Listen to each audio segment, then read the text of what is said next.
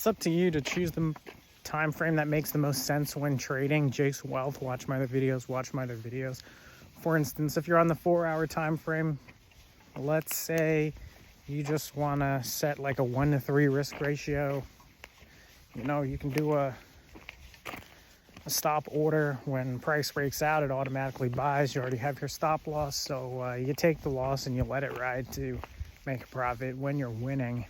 Because more often than not, if you follow the rules that you laid and then go back and look, there's going to be, for instance, when you deviate from the guidelines and the rules, then you can go back and say, wow, why did I do this when I should have done that? So during the process, before the process, know the rules that you have in place for the trade before it takes place. And I don't recommend trading anything under the 15-minute time frame. And of course, if you're trading like the indexes versus commodities, if you're on the indexes, you can pay attention to like what the overall trend is of 3 months and say like, I'm a buyer at this price, and set a stop limit so you automatically purchase when the market drops down to a key support level or resistance. I still have to work on that myself. Like, you see the support is the peaks previously when you go back, and then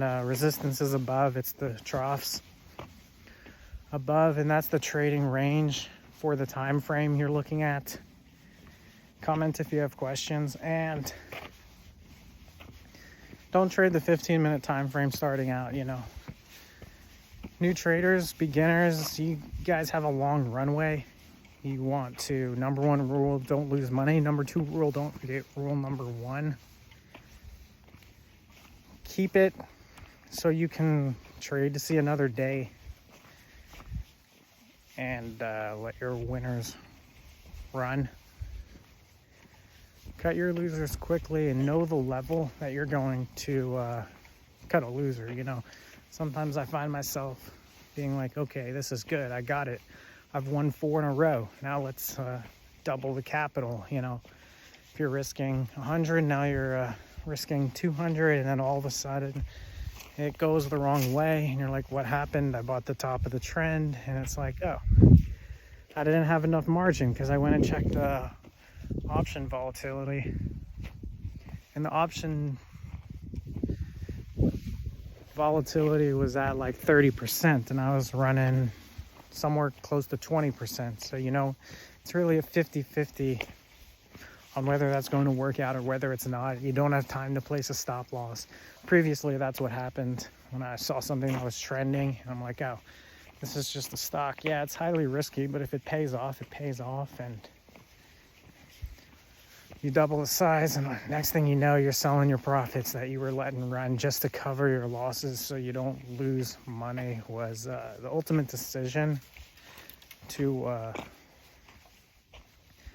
sell profits to cover the losses. You don't want to be in that position to have to sell a $100 profit to cover a $100 loss. So now you don't have a chance to let that profit ride, but you want to find the trend.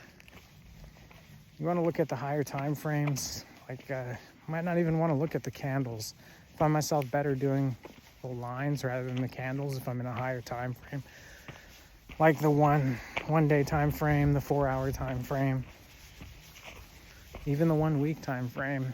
It depends how much of your account you're risking. You know, you should never risk more than 1% on a single trade, and that's easy to just say, well, I think this is going to work out, it's going to take forever or something like that, and convince yourself just to risk a little more. And that's not when you find yourself into trouble with the trade, but it's when things are not going to work in your favor. Because if you're trading something you're comfortable with, and you're comfortable taking this much of a loss, and like you look at it, you're like, okay, that wasn't good, but I can do better the next time. But when it starts to emotionally, like, you have that number. I'll talk about it in my next video. Watch my other videos, pay attention to that number. That's your number. Let's work to accomplish that, and maybe set a 1-to-3 risk ratio. I don't know, 1-to-3, it's just in my mind. I don't think there's anything wrong with setting a 1-to-1 risk ratio. as long as you know that number.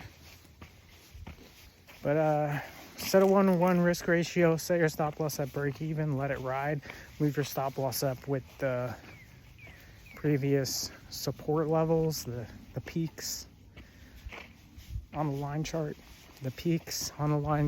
and leave your stop losses just below that, because more often than not, when price hits those orders, it's going to bounce in the opposite direction, and that's going to give you a chance to see your profit live to run another day.